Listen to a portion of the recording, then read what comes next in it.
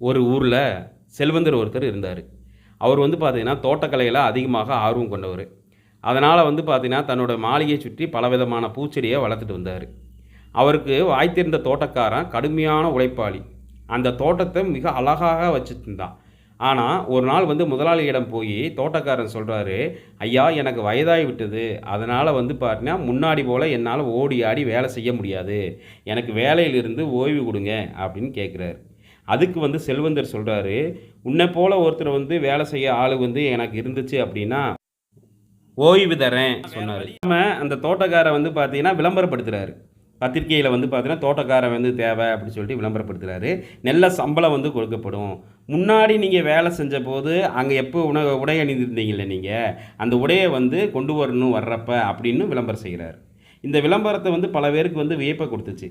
தோட்டக்காரன் வேலைக்கு பல பேர் வந்து வந்திருந்தாங்க.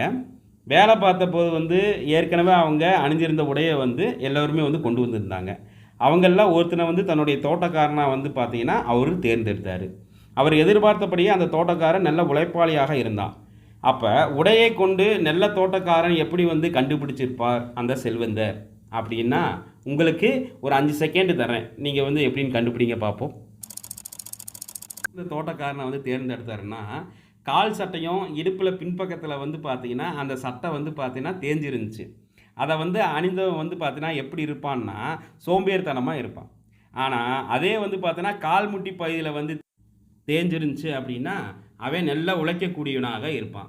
இதை வச்சு தான் செல்வந்தர் நல்ல தோட்டக்காரன் சொல்லி தேர்ந்தெடுத்தார்.